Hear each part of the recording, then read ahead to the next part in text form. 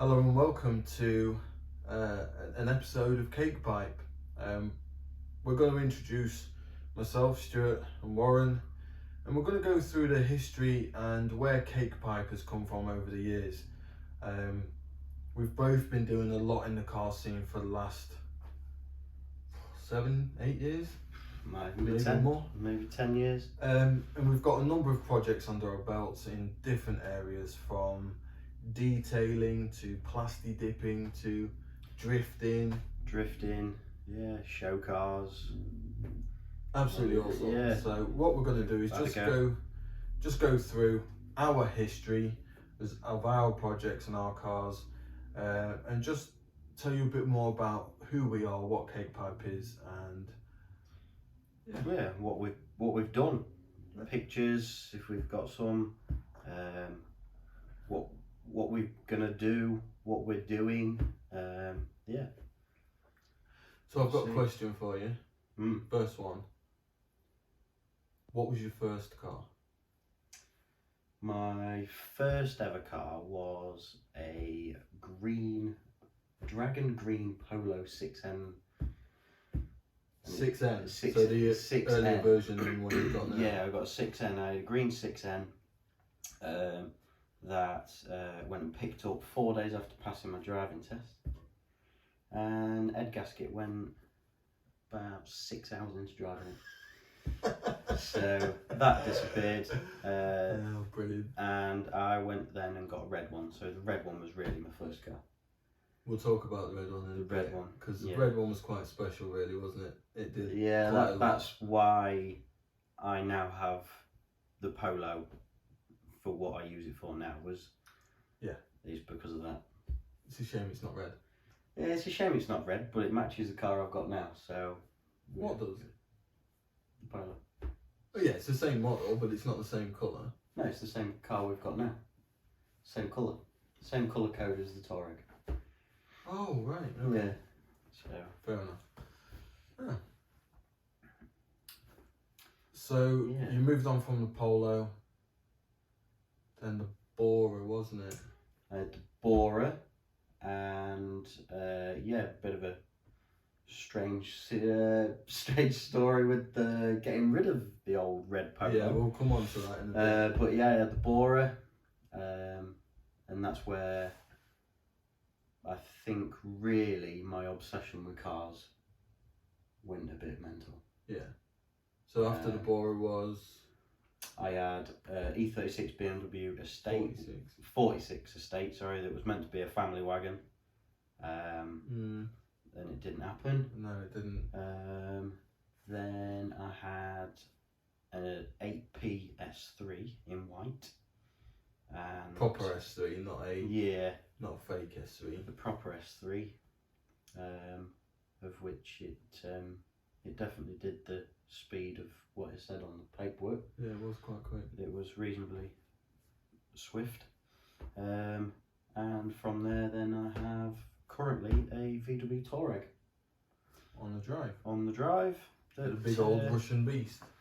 Yeah, carries everybody and everything. Right, well let's go over your cars for a little bit, and then we'll come on to my side. Yours. Let's tell them how we became friends and where we came into this. Yeah. So when would it have been? About 2000? It would have been 2010. I think. At Mod Nats? Maybe at Mod Nats? No, I think it was actually the old NCP car park down in Lincoln. Yeah. Oh yeah. Yeah. I forget about that place. Where we had the local meet. The local meets of all the local car clubs. Most nights, wasn't it? It was most Sundays. We always used to meet up and then gazed upon the car park and saw your glistening eyes. The car park of dreams. Yeah, that was it. Forever. Best friends. Yeah, oh yeah. It didn't stop there, did it? No. So, at this time, we had a very good friend of ours, Ralphie, Yeah. who set up his own business doing air installations and audio installations. Yeah. Called Zero Cake, with a C, and very successful in the years he was running it. He did some outstanding builds on both air and audio, and kind of Kakepipe was born from that because he was doing more of the business side with his business. We kind of got into the photography side of it. Yeah. And at the same time, I think 2011 was 2011 the first Lynx Evo. Yes, I think so. Yeah. I think it was, wasn't it? Yeah. At the same time, we were heavily involved in setting up a local car show in Lincoln on the Brayford, called Lynx Evolution, and we were kind of the main media for it. Loads of other people took the cameras and stuff, but we were the main media. And there was some beautiful cars there, wasn't there? The one it was the best of Lincoln, basically. Yeah. Everybody from their, like I say, local car clubs that we always used to meet, brought the best of what they had. Yeah. And it was always interesting to see everybody. Everybody really did make an effort. Yeah, they did for that show, and that was quite good to see that they weren't bringing just. It wasn't just Lincoln cars. No, it was Lincolnshire. It was Lincolnshire. Yeah, we had obviously people from Boston and Skegness and that. We had a few companies there representing. Yeah. So sponsor-based companies, and it was a fantastic show. And what I'll do is we'll just throw some images up from that show now for the next 30-40 seconds. But the one car that stood out for me was the black Sierra Cosworth. I think Roos Motorsports. Black Sierra Cosworth with gold engine bay. Everything was gold, wasn't it? Gold. If it could be gold, shiny gold. Beautiful car. Yeah. I can't remember what won that year though, because it wasn't that, was it? I can't. It was an older car. Yeah. But we had some American cars there. We had that Mustang there. Yeah. There was a Mustang there, wasn't there? Yeah. Generally it was filled with, like I say, local car clubs. So your boy racery type cars more than your high end cars. But there was a Ferrari there. Yeah, there was another local club that was Bomber County Minis. Yeah, they were there. They always used to bring all their group used to bring all of them because you could fit them in a space this big. So they want to. They took about 2 car spaces. Yeah, it just fitted the whole club in really. So that kind of where Kakepipe came from. It was born out of the necessity to have a media outlet for a lot of the cars that a few of us were involved with. So Ralphie's cars, what he was doing, it was a media side for that. It was a media side for us doing what we were doing with the show cars and stuff like that. All of our friends' cars, part of the car club that I was a kind of admin of, and that you joined later on. It was their media outlet. And if you do look at the Facebook page, you will see some of the earlier photos does reflect that. It does show all of the shows that we did, the cars that were involved and things like that. So then from there, we got the unit. Yeah, we got with the unit. That was a major step, wasn't it? Yeah, because it gave us somewhere to basically perfect our cars as best we could. That later on turned into a bit of an obsession, but we got the unit. We still carried on doing the media stuff, but in the fact that we were taking the photos at all the shows and everything else, but we were doing a lot more with the actual cars. We was doing more with the cars and other people's cars. That friends would ask us to help them out, detailing them, all sorts of stuff really. Yeah, so that's kind of where Kakepipe come from, and that's how we've evolved. Let's go back, but before this, you didn't have the red Polo. Let's just go back a little bit, because that's just initially when me and you became friends. Was pretty much halfway through your ownership of that car. towards say the so. end. Yeah. Because I actually detailed it on my drive, didn't I? At my old house, I detailed it, that red one on my drive for you.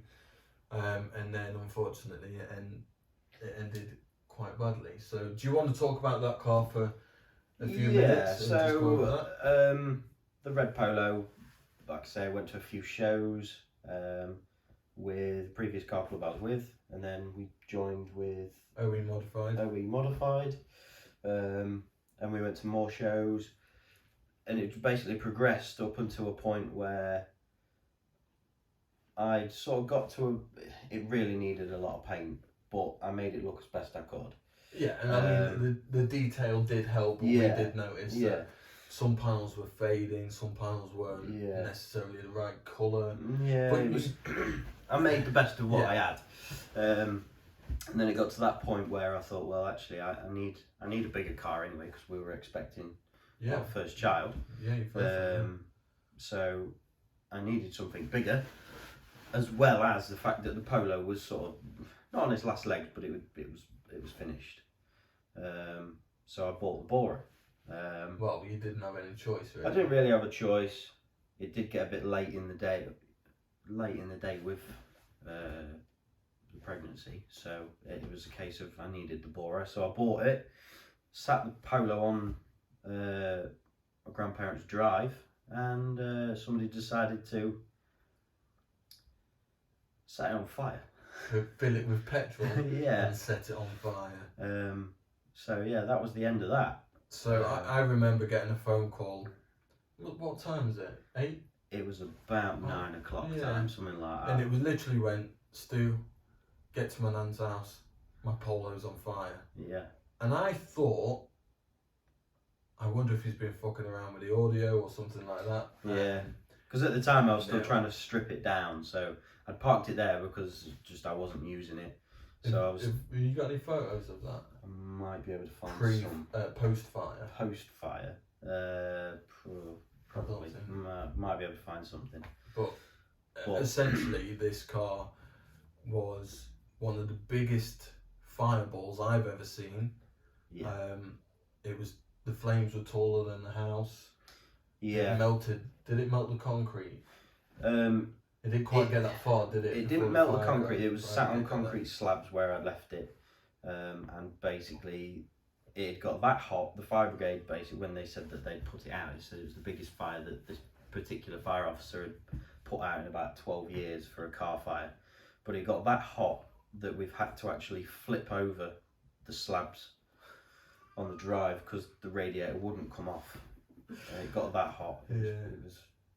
It was proper on fire. But when I got the phone call to say that it was on fire, I just sort of said to my granddad, put it out. Yeah. And he went, no, it's sort of past that. So yeah, that was the end of that one. So that when you got the Borer, that was kind of the start of the modifying game for you. Well, it's sort of. I mean, I did modify the Polo, and I took it to, a few shows. But you didn't take it to the levels the Borer went to. No, I definitely didn't take it to the level the Borer went to. The Borer. Yeah, I wasn't chasing a dream, but I was chasing perfection as best I could without spending ridiculous money on. Yeah, getting a checkbook out. Yeah, without spending money on resprays and stuff. So, talking of Borers. Yes. I myself had a Borer at the same time. Yep. The burst blue one. We should have a photo of that, both of them together. Yeah, we should. I'll see if I can throw that up. So mine was the blue one on the OZ wheels. Yeah, OZ Super Turismo. I think so. Yeah, something like that. What was yours on at the time? At the time, it was on Porsche Twists, I believe. Yeah, it could have been the dark ones. Yes. And we were kind of modifying both Borers at the same time. We both wanted to go down the air route. We both wanted to go the kind of hella flush look, very clean OEM plus kind of styling with the Borers. Mine didn't quite get there. No, yours died an unfaithful end. We'll post a picture up, but essentially someone fell asleep at the wheel, or they just weren't looking. I don't know. The cop had made loads of excuses, but they fell asleep at the wheel and pretty much crashed into the driver's rear wheel on the wrong side of the road, and it just tore the rear axle out. Yeah, just ripped the rear axle, it. basically cleaning it off, and it was done. It ripped the rear arch and everything. So yeah, we'll throw some pictures up of that. Then I got another borer, didn't I? Very quick, in 24 hours I managed to pick up. Found another one. The same colour, same engine, same colour, a year older, but it was a fucking dog, wasn't it? It was. It wasn't the same car. It had nowhere near as much character, and I think I bought it because I put so much effort into this other borer that I didn't want to lose it, but I had lost it in the crash. What did you have before the borers then? Oh mate, I've had loads of cars, like fucking loads of cars. Yeah. My modifying started when I was 16. 16, mate. And I bought an XR2i, a Mark II XR2i from a good friend of mine. And he was selling it cheap, so I bought it. Little did he tell me that the next time it went for MOT, it wouldn't pass. So when it got to the MOT station and the guy lifted the bonnet because they were rear open, the whole front end fell off. So he lifted the bonnet and the front end just fell on the floor. I take it didn't pass. It didn't pass, no. So I actually sold it on to a friend who was a mechanic, and he said, I'll get this running. And he wrote it off. You know when they all used to meet on Tritton Road at stage 2? Stage 2. He wrote it off in that car Stage park. 2 was a few years before me. Yeah. And I know I did see people about whilst I was in the back of Dad's car, if it was ever out that late, but he wrote it off in that car park. You know, it's how it's got the curb in the middle of the car park. Yeah. Well, he hit it and it turned the car and he rolled it down towards where Dixon's is now. So that ended. Then I didn't have a car. I didn't have a car for a very long time. I actually bought a motorbike. My first bike was a 125 CBR RR. I de-restricted it and I love that bike. Then I bought a Gixxer 600, and then for some random reason I bought a Ford Escort. Yeah. You won't have seen it. I haven't got any pictures of it, unfortunately. I bought a Mark V white Ford Escort. That died a death. It just died and it was done, so I scrapped it. I bought a Mark VI black one, which I modified slightly. I got some coilovers, got some Escort Cosy wheels on it. It looked quite nice, quite smooth. But unfortunately, the fuel tank fell off on the M40. The fuel tank just dropped off. I have no idea why. So that was scrapped. And then my friend got me into Volkswagens. He had a Mark III VR6 at the time, and he let me run around in that. And I fell in love with Volkswagens, and I bought, I don't know if you saw it, the black Mark IV Golf that I had. No, I don't think I ever saw that. Probably just before I met you.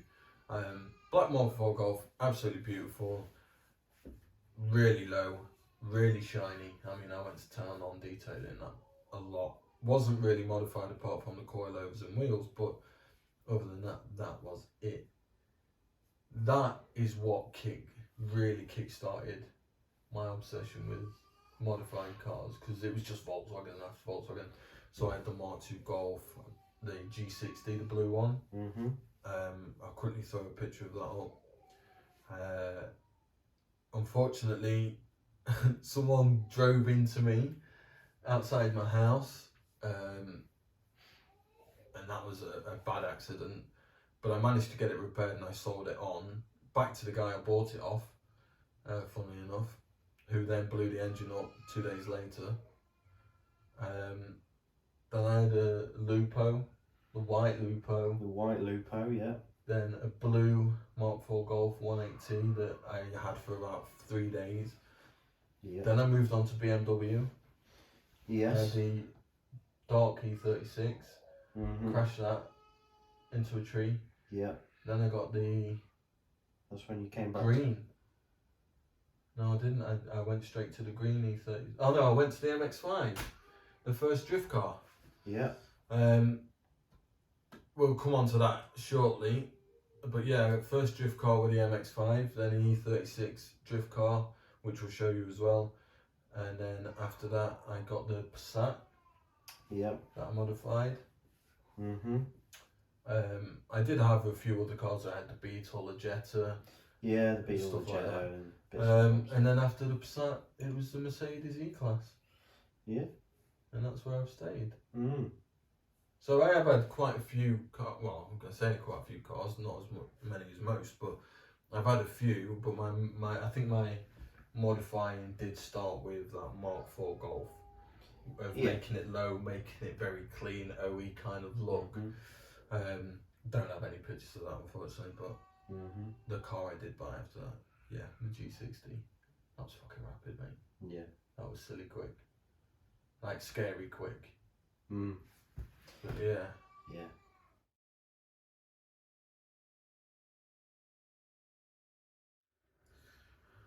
So, Kakepipe then. Yeah. So, gone over our cars. Let's talk about what we have done with Kakepipe specifically. So, Kakepipe was always revolved around us learning, pretty much. Us learning different areas of the automotive world. Us learning more about the show scenes, more about modified cars. Yeah, all through the media. Yeah, so the photography of it shows, basically. That's where it stemmed from, and that's. So what was our first? What did we get into first? I mean, we had our hand in a lot of show-winning cars, especially from around here, not globally or nationally, but from Lincoln, where we're from. We did have our hand in a lot of top quality show-winning cars. Yeah. We didn't necessarily use Kakepipe for that though. For doing the detailing or anything like that, originally we just did the photography at the shows. We went to shows. We just took photos for ourselves though, and then we posted it on our page, a website that we used to have. Okay. And it was just sort of more a portfolio for us, but hopefully other people would find interest in it. Yeah, I mean, we weren't trying to be like your big players in the media, like. No, we weren't trying to be speed hunters. It just was never going to happen. I mean, there's some great guys that were doing the media stuff and the videos and stuff like that, and they were, light years ahead of what we were producing. But we just wanted to put our take. And if you look through our Facebook page, especially the photo section, the way we did photos and media was slightly different to the norm. We sort of picked out the cars we liked rather than just photographing everything. The scene heroes or the scene queens, and also we kind of focused on not necessarily the car, but that's something that made the car. Yeah, I don't want to say the underdog at a show, but we took photos of people that we knew of, that we felt had put a lot of time and effort into their car. Yeah. It might not be the shiniest or the cleanest but we could see a passion in the we car. could see that there was something there that somebody enjoyed doing, so we took a photo of their cars and posted it on ours. I mean, we did take photos of the stuff that won the shows. Yeah, because generally if it's a show winner, it's a nice car. Yeah, it's a nice car. I mean, but if you do look through the photos, you will see that we might not have the full car in the image. It might be something that just stands out on the car. Might be just their wheel or an accessory or something like that you think that's out of the box. It's different. It's not a checkbook exercise or anything Mm. like that. Someone has put thought into that specific aspect of the car, and that's kind of what we wanted to present to, you know, kind of the page was. We're not all about the shiniest, show winning, checkbook based. It was about the effort and the passion that was put into a car, and we were kind of wanting to portray that, not only in the cars that we took photos of, but what we were doing as well. Yeah. That's not to say that we didn't appreciate the stuff that Oh God, yeah. people had spent hundreds and thousands of pounds on. You know, if you can, then if you fair can, play then to yeah. you. I mean, if I had the money, I would, but Yeah, I got it. I didn't have the money, and I didn't. So No. yeah. So after that, we got into. I wouldn't say we got into the detailing because we were always ever doing it I mean, for our own cars. for our own cars, and then I think what we ended up doing was the fact that people would ask and say, "Can you do mine?" And then we sort of used Kakepipe then as our brand, and our it was the name that we put to everything. So it wasn't a case that me and Stu detailed your car. It was a case of it was at the end of detailed it was detailed by Kakepipe. Yeah. So we used it like that, and then that then progressed from doing a few cars and three cars that people will never see in a million years, because they're just tucked away in the unit next door to the one we used to have. Yeah, I'll see if I can dig out some pictures. There was an RS Focus, wasn't there? Mark 1 Focus RS, yeah. And then an Escort Mark 3. There's a Mark 4 RS Turbo. Oh, that's right, yeah. And also a a Sierra Sapphire. Sierra Sapphire. That's right. That we had a go at.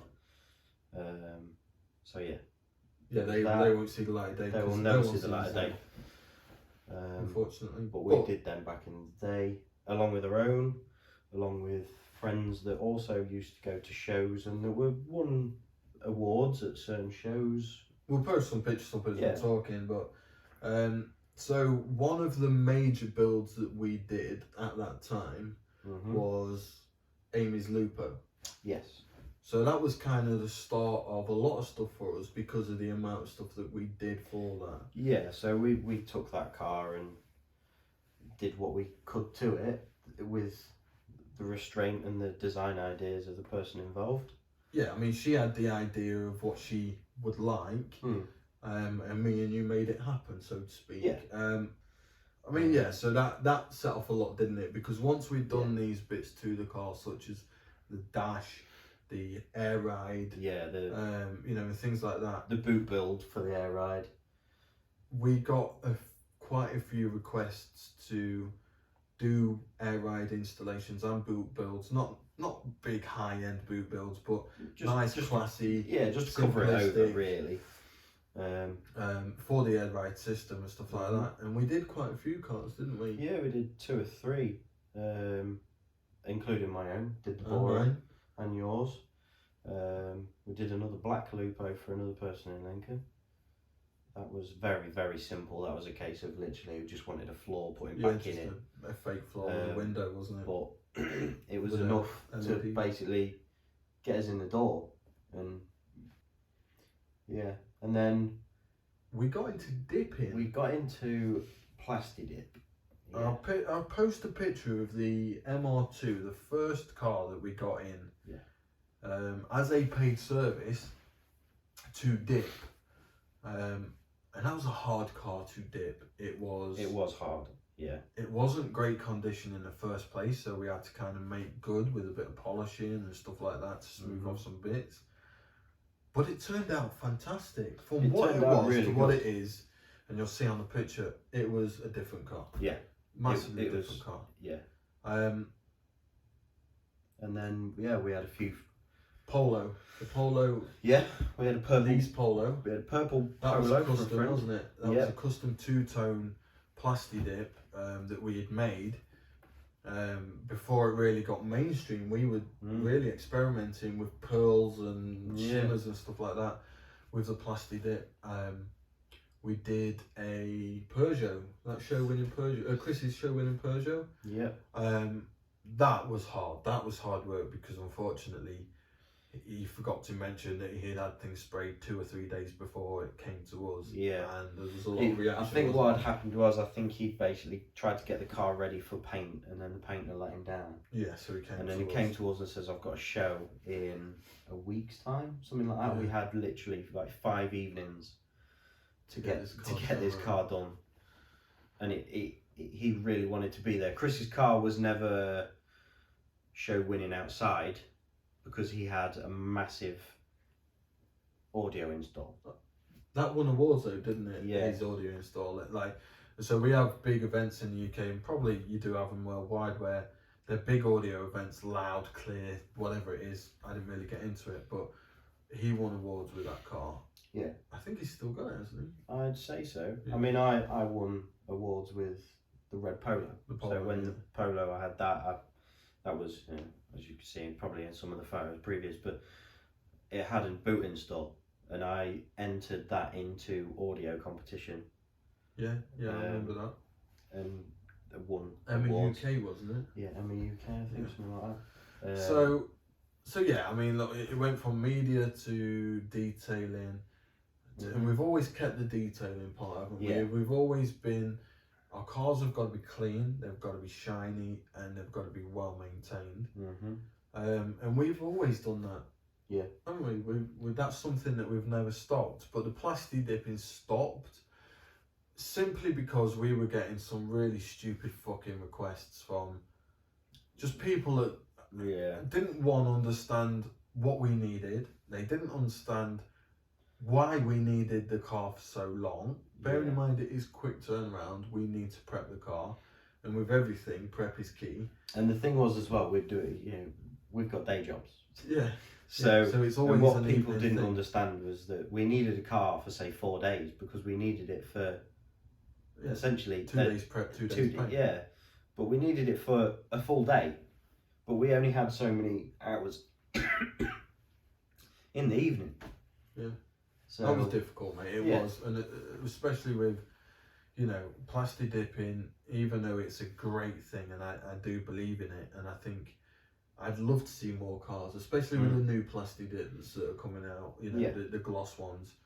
Well, I mean, it isn't great for your health. No, it's not brilliant. As in, you probably need some good ventilation, some good respiratory equipment. And there's a lot of thinners in it. You got to imagine it's rubber paint, so you've got to thin that down. Yeah, a lot. So then from there, kind of the motorsport aspect took off, didn't it? For us, yeah, because I think, well, there is a massive gap on our Facebook page where we just didn't do anything. No. We kind of just went, we're going to enjoy our cars for a bit. Yeah. Not have to worry about the page, not have to worry about somebody else's car. Yeah, we stopped doing shows. Yeah. I think the last show that we did together was probably Ultimate Dubs one year. I can't remember the year. I have Ultimate Dubs or Players. Players, maybe. And then I did a couple on my own where I was a show car, or the trade car for Dodo Juice. Yeah. But yeah, it just sort of died a death. But the scene, I think, at the time died a death, didn't it? For us, the scene just. I mean, at that time, the car club that we kind of were in, died off. Everyone just went their own separate ways. The other car clubs hung on for a bit longer, but they eventually went. I think the whole car thing got to a point where it was almost like generational, wasn't it? It's like everyone got to a certain age and either went kids, families, mortgages, or jobs. Yeah. And it just dissipated. But I think that's when we went, right, well, we want to do something. Yeah. We're going to start a motorsport thing. Yeah. So that's where we got into drifting. The drifting. With the MX-5, we initially started with the MX-5, and we hung around with a group of lads called State of Slide, Ben and Johnny and them.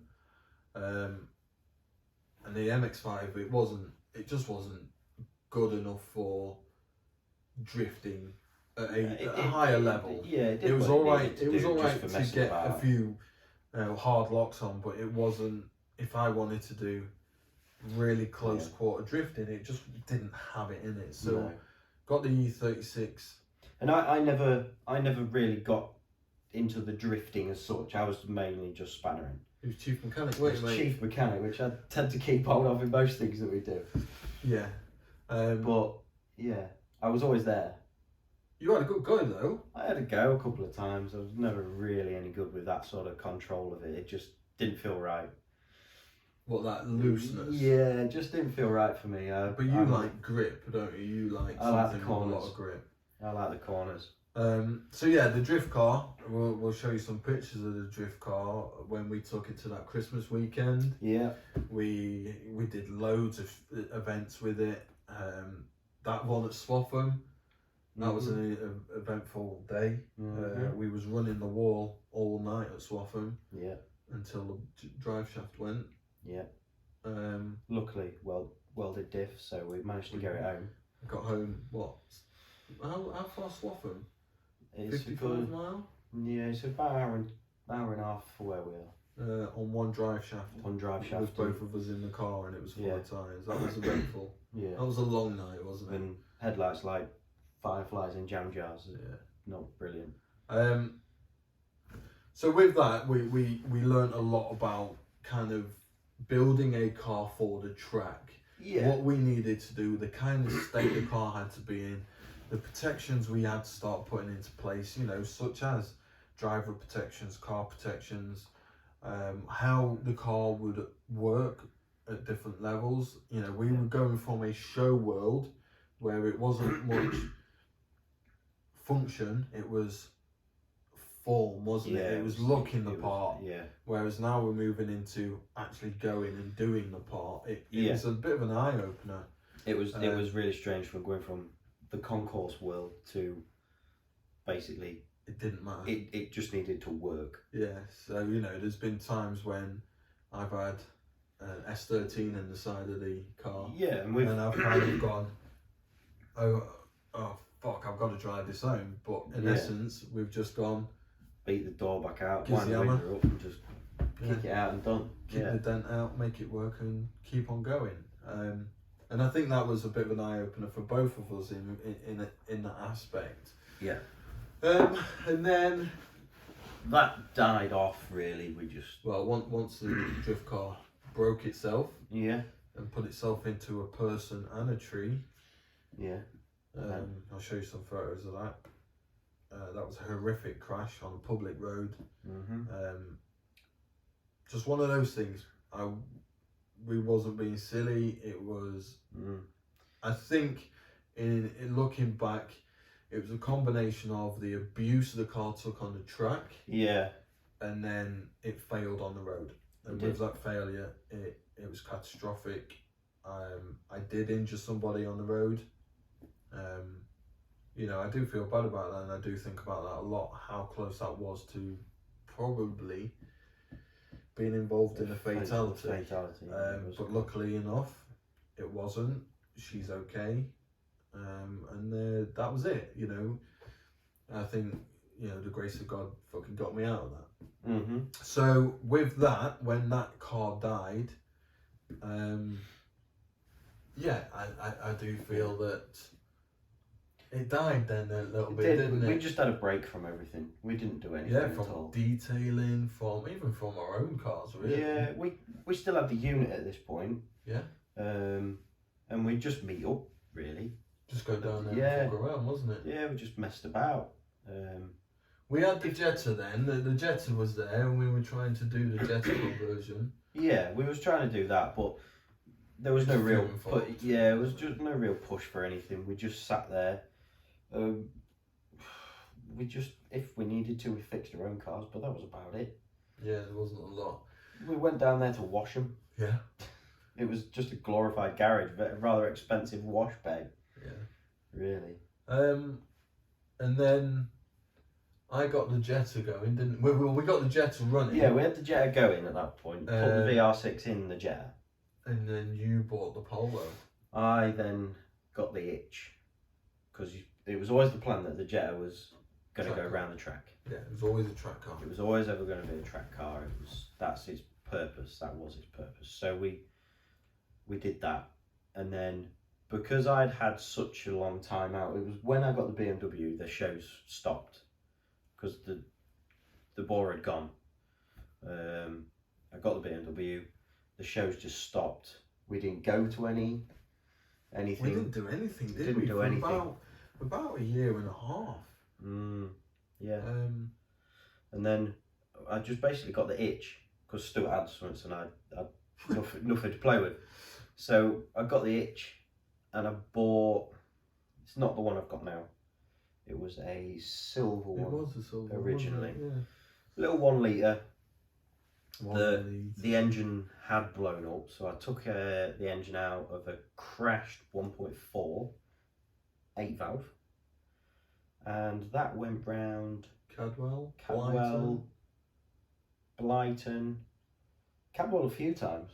Yeah, it Cadwell really twice. It really Blighton did get once, wasn't it? Yes, no, Cadwell 3 times. I did a couple of evening sessions and a day, right. And it really did get some abuse. And God, yeah. the gearboxes of them are like chocolate, so I'm surprised it lasted so long. And then the blue one then came about. So the 1.48 valve went in the blue one because the silver ones, basically it would have never passed an MOT. It was done, wasn't it? It was done. So then the blue one came about. I swapped everything over to that. And then I got hold of a green Lupo that somebody had already done a conversion on. Oh, that was the GTI. And that was the conversion, GTI conversion, 1.6. so it was already done. The immobiliser was gone. It was an easy swap. So that's when that started, and basically the engine went straight into the blue Polo that I've got now. The one that is in a previous video, by the way. Yeah. So in essence, I mean, Kakepipe has been around for about 8 years. About, yeah, 8 years. Roughly 8 years. We've done loads of stuff. I mean, the Facebook page did take a massive step back in the last 2 years. But we have posted stuff, you know. When we did the drifting, we have posted stuff. When we've been doing the track days, we've posted stuff. When we've built the engines, we posted that kind of stuff. But we both turned around to each other and said, with these track day cars, and where we want to go and what we want to do, we want to become more part of it for us. Yeah.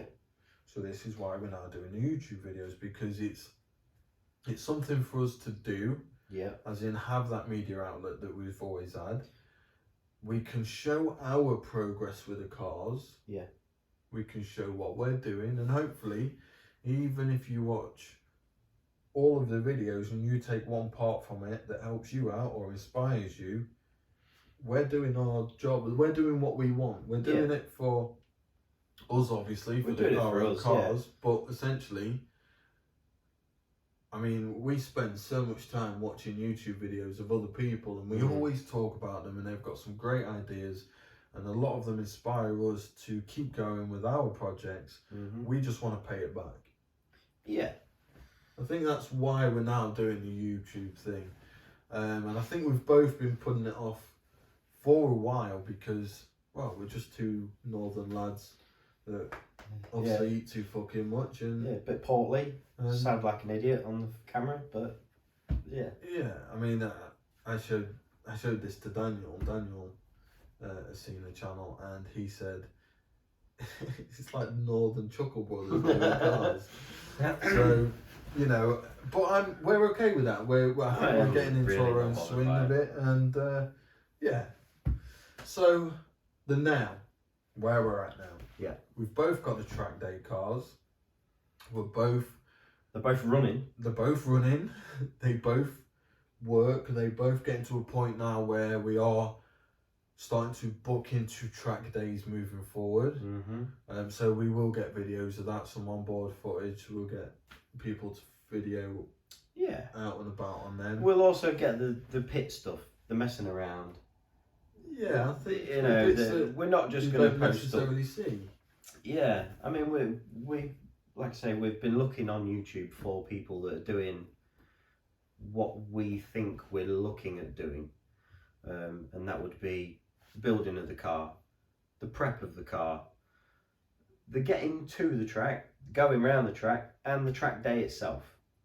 And then we can't find it. Rebuilding the cars when we get home. home. And then when you get home, having to put it back together. But it's part and parcel of it, isn't it? You know, we other than people that do drifting, we can't seem to find anybody that does track days. Yeah. Bad Obsessions Motorsport, they do theirs, which they've just done this series. That series, that Citroen C1 series, and that over lockdown was a big eye opener for both of us. Yeah, a lot of inspiration. So I've got to thank those guys for doing that, because just seeing, even though theirs was a budget build, it's not really a budget build at $8,000. Yeah.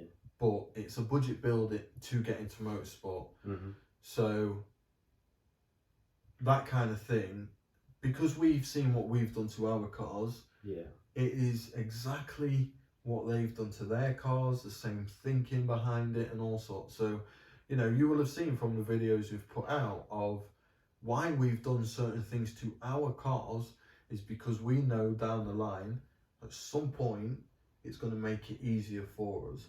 So we've done bracketing a certain way, we've put wires in a certain way, we've put bits in the car and routed them for a certain way to be easier for us to maintain, to rebuild, and to keep on the track.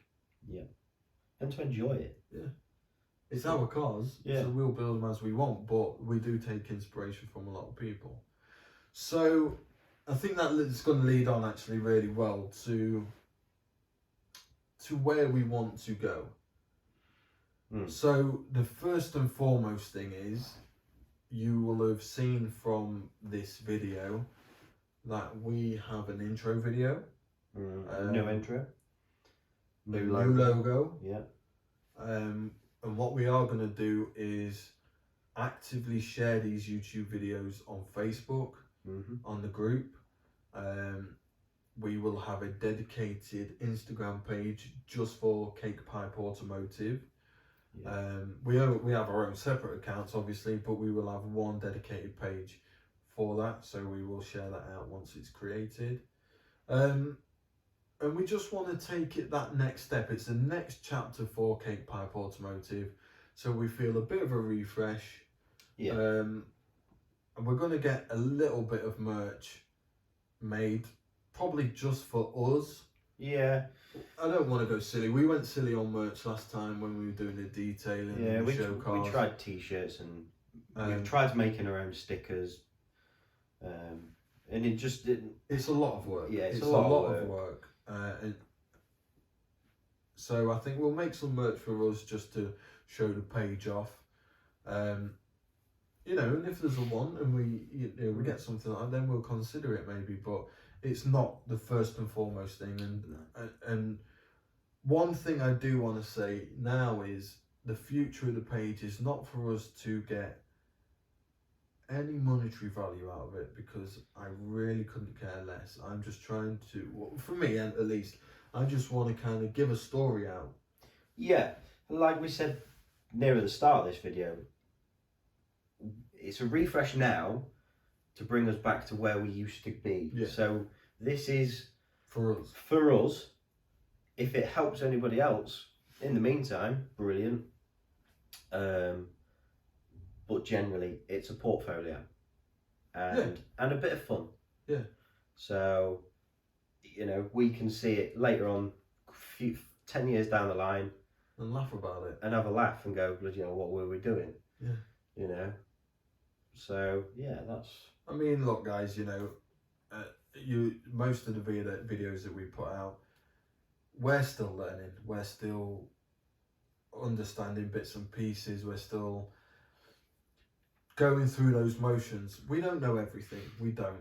We're not mechanics. We're not mechanics. Fucking very far from it. But we have a good understanding. We are willing to learn. We're willing to try absolutely anything. Yeah. And you'll have seen that from the previous videos of I went through rebuilding a whole fucking engine for a coil pack. Yeah. There was absolutely no need to, but I did it anyway because I felt I needed to do that to be able to get to that point. Well, it is what it is. Yeah. So, with that being said, it is New Year's. Yep. Coming up. Will it be posted? You'll see this New Year's Day. New Year's Day. It's currently not in New Year's Eve.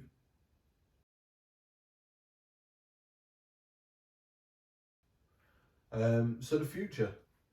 For me, the future for me is to keep the polo. It will be put to a standard where it could potentially be put into what MSV have their track day cup. Okay, so maybe at the standard of being able to compete. Potentially, yes.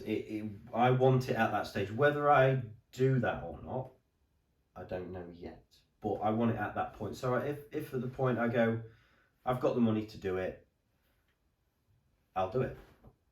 But I'll get the car there first. Yeah. I'm not going to push for it and then try and do it. Yeah. I'll just get the car there, and then at some point, if I feel I can, I will go for it and maybe compete in some sort of, I mean, it won't be a classic cup or anything like that, but some sort of track day cup or small car cup, whatever. Yeah. Whatever's about. I'm not sure how they do that, you know. I know they have the different classes in the track day trophy, don't they? But I'm not sure how it's done. We'll have to have to look into that. But yeah, I mean, it's not massively powered. It's not, mate, the quickest thing on you've track. got what, 120 horsepower? I've got between 120 and 135. It's been mapped, and it weighs less than a cup of tea. With me in it, it weighs a bit more. But bearing in mind, so when we went to Blyton, I had a VR6 Jetta, which you'll have seen the pictures. Yeah. And you I had the Polo with the GTI engine with 3 cylinders. 3 cylinders, and I could not catch him in the corners at all.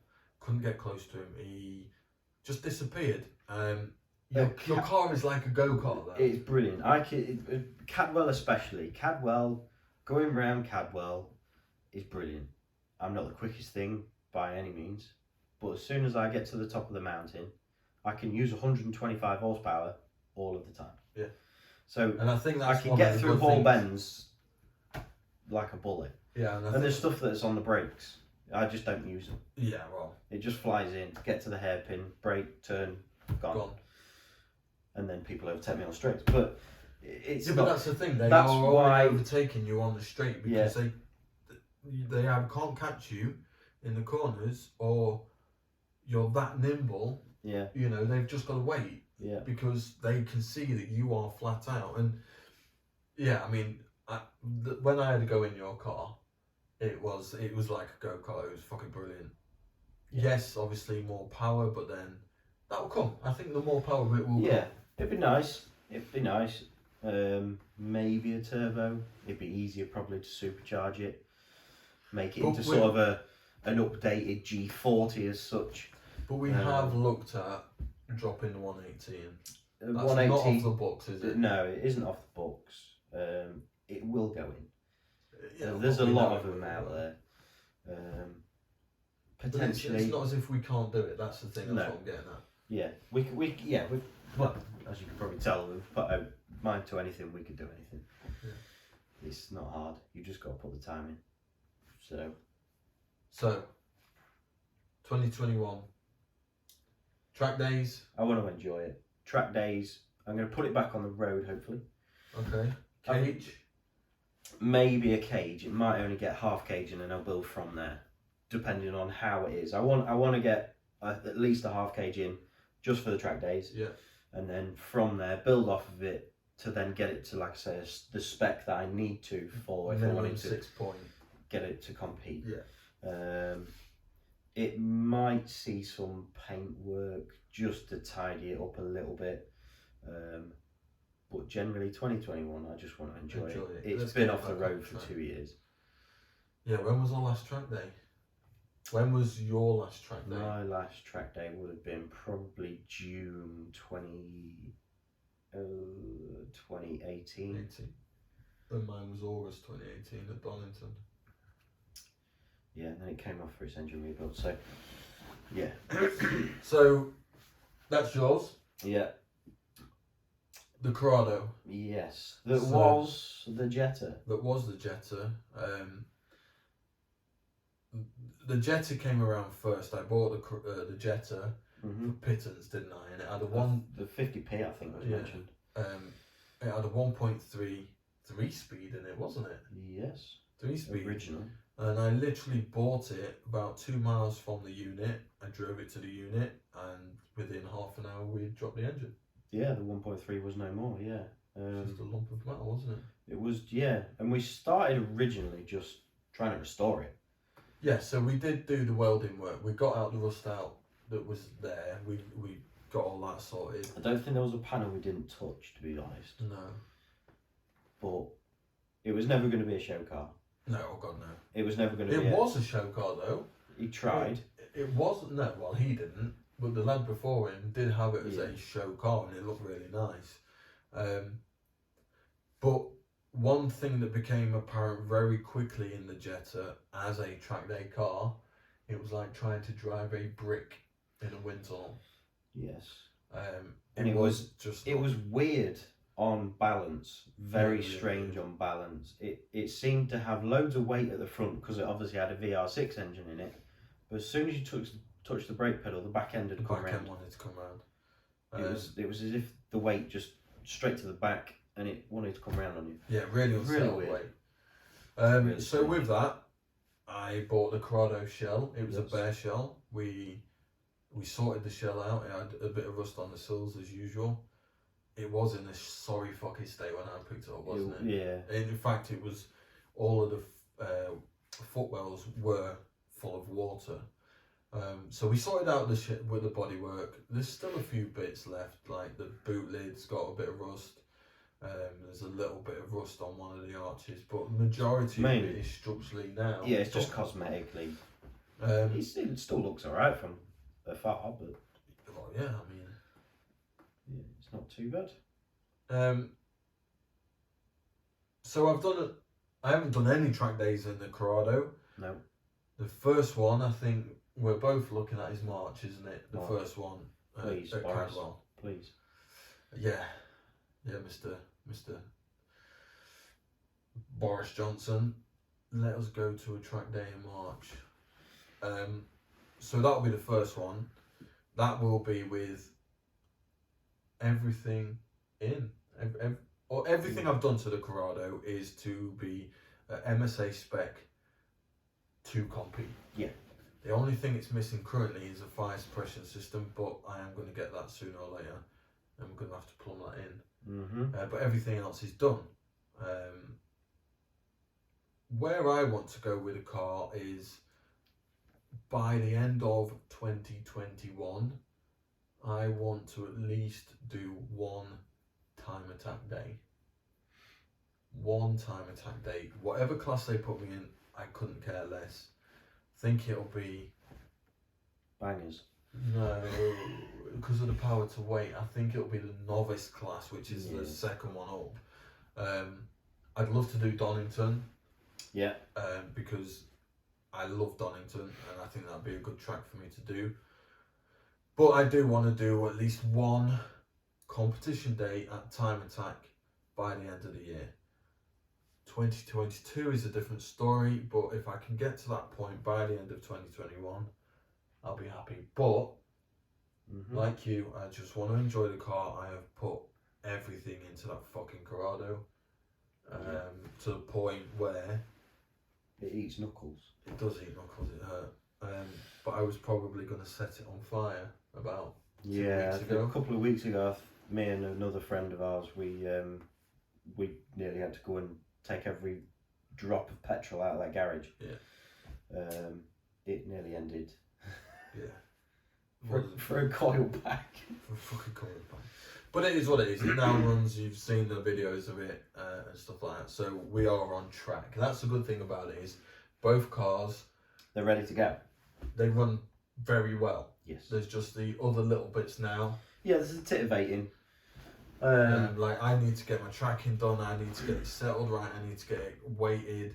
Yeah. But fortunately, we can do all of that. Yeah. We've got We've got all the stuff to be able to do and set them up for the track. So yeah, I mean that's the future of Kakepipe, isn't it? Is our track day cars or race cars, and the track day builds, and taking them where we want them.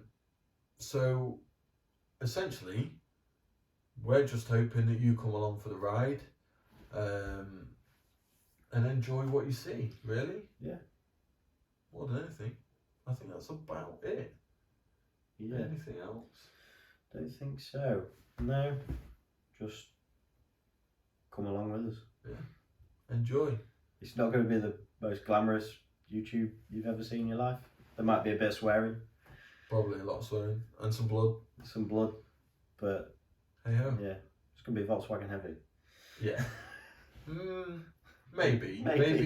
Maybe some Ferraris. Maybe, yeah. Maybe some Porsches. Maybe some Ferraris. We might slip other things in. We've got friends that have also have the same interests, so you may see some other person's builds introduced to the channel. Yeah. So yeah, look, we're gonna have video content as much as we possibly can, but we're not gonna drown you in it. I think that's the main thing. Is as and when we've got something. If it's something that we would watch, it will be presented to you. So, and if we're doing something on the cars, we'll video it. Probably, yeah. You know, even if it's, well, I'm not going to say if it's something small, but if it's something worth videoing, we'll video it. It'll either go on the Facebook page, or if it's long enough to make a video out of to put on YouTube, it'll be on YouTube. Yeah. Anything else? Instagram, Anything Facebook. else will be Instagram, Facebook. So keep your eyes out on everything. Yeah. So with all of YouTube videos, please like, subscribe, comment, whatever you want. Even if you don't like the video, just fucking dislike it. At least then we know.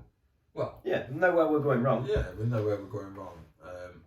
Yeah. But essentially, that's Kakepipe. That's Kakepipe. That's where we come from. That's what we're doing, and that's what the future holds. So, I hope you've had a great Christmas. I hope you have a fantastic new year, and we really hope 2021 is a year that we can all get out and do something, and everybody stays safe, everybody stays healthy, and hopefully we'll see you out there. See you out there, and see you on the track or somewhere else. So take it easy, guys. Have fun, stay safe. See you later. Ciao.